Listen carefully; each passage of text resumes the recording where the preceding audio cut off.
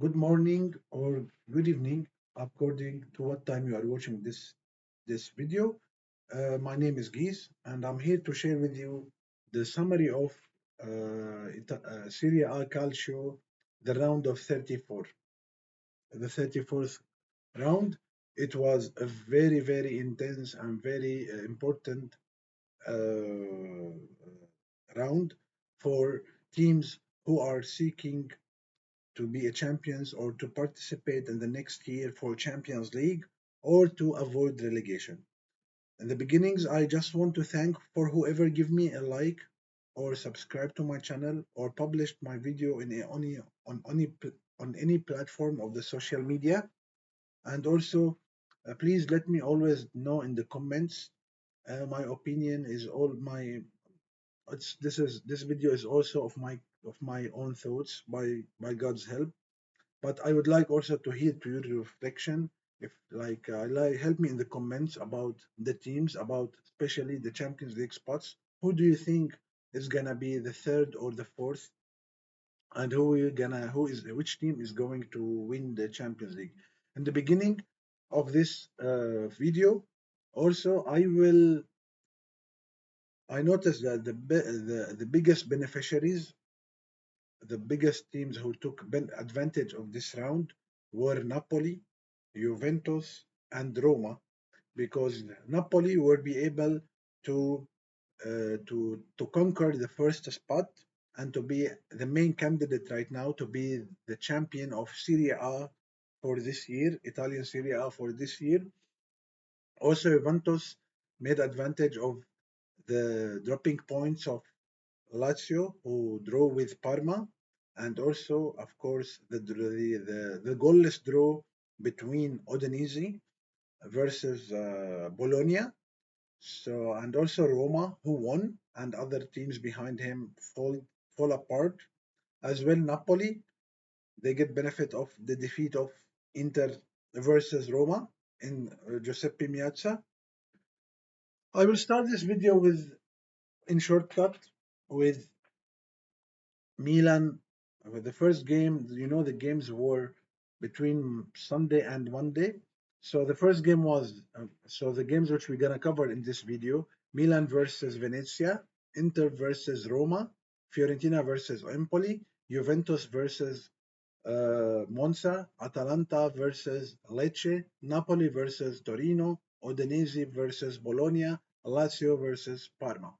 The first game of the round was between Milan and Venezia. Milan will be able to win 2-0, getting benefit and getting they were very in a good morals and high moralities because they will be able to defeat Inter Milan in the semi-final of Coppa Italia. So Milan will be able to win 2-0 against Venezia, and actually, but this win will not change a lot in AC Milan season, because they are far from Champions League spots and they had very difficult season. So their top of dreams is just to win the Coppa Italia in the final against Bologna and qualify to Europa League next year. The second game of this video, it is Roma versus Inter, and actually Inter versus Roma were very important game in the matter of for the for the fight for the Scudetto or the fight for qualifying to Champions League next year. So Roma played it in very smart way. They will be able to get a goal in the beginning of the game. They controlled Inter.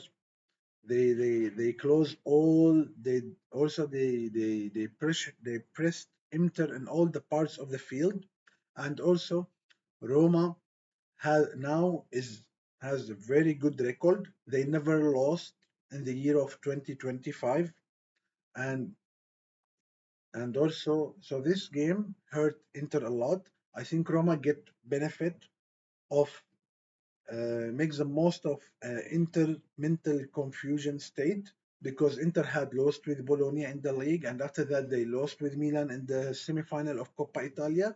So they will be able to snatch a goal in the beginning of the game. Then they close all the to make press on all the key players in Inter, and also the players of Inter. Some of them, the key players, they were very exhausted.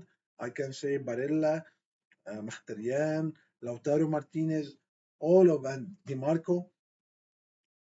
So the game ended at 1-0, and Roma will be able to get very precious 3 points.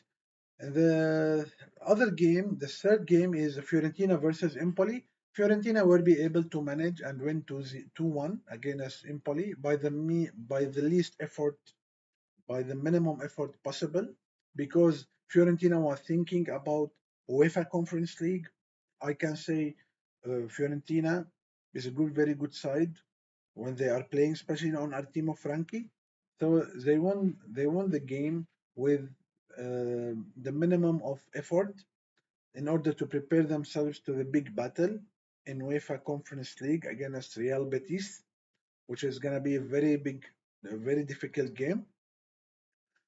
The other game is Juventus versus Monza. So luckily, the Juventus will be able to win 2-0 because the other side, which is Monza, is struggling and on the way to relegation. So Juventus played a very good first half and they scored 2 goals. They had a spectacular first half, and still, I can say Igor Tudor, as a fan for Juventus, Igor Tudor still trying to improve the team, trying to make things work. And after the first half, which was very good, unfortunately, before the end of the first half, Kenan Yildiz received a red card because of aggressive intervention against a player from Monza. Anyway, in the second half, Juventus will be able to defend very well and close all their playground, all their feet, and also Monza was not being able to create any serious danger, and they look really a side who is really preparing themselves to go back to Serie B. So the game ended at 2-0, and Juventus conquered the fourth spot.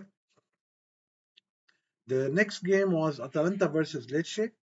I don't have a lot of words to say other than that the game ended 1-1 in Bergamo, and Lecce will be able to secure a precious point in their battle of the relegation.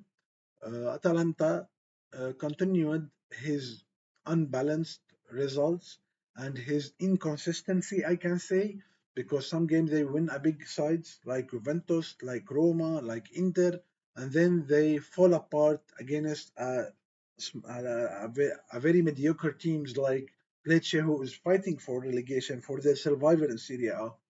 So Lecce played it very smartly. They got the draw they need, and they kept their hopes in staying in Serie A. The the games which play the other game, the last game of Sunday was Napoli versus Torino. I think Napoli, and especially their coach Antonio Conte, knew that if they win this team, they will be the leaders in Serie A. So Napoli, they did not waste any time. They scored in the on the 7th minute through their spectacular player Scott McTominay. Actually, Scott McTominay is playing a very special. In my opinion, he is the best player this year in Serie A, an Italian league, because his contribution and his performance with Naples was something.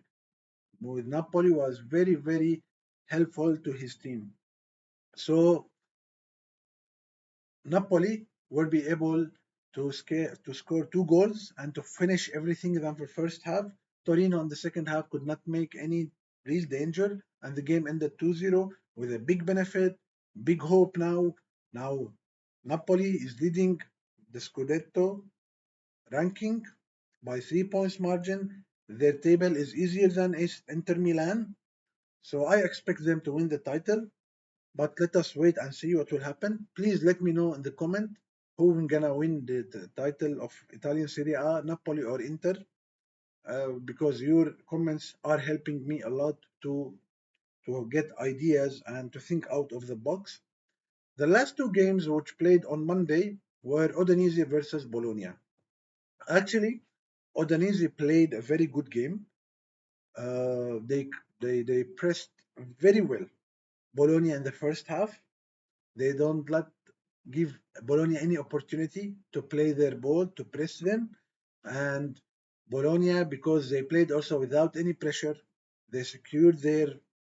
They are not fighting for Serie A. They are not fighting for Champions League or Europa League spot, and they are also secure from relegation. So they played with a lot of freedom.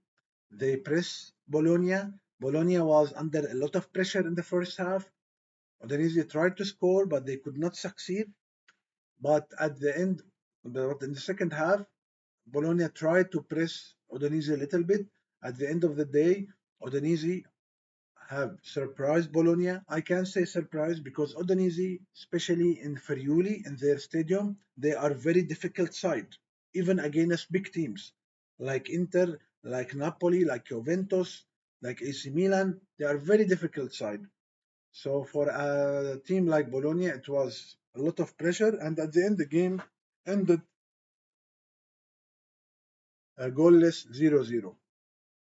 The last game of our video was between Lazio versus Parma, and uh, Parma continued his positive results by getting 2-2 draw, and the scenario was Parma scored a very, very early goal at the second minute of the game, and but in the second half, Lazio came back.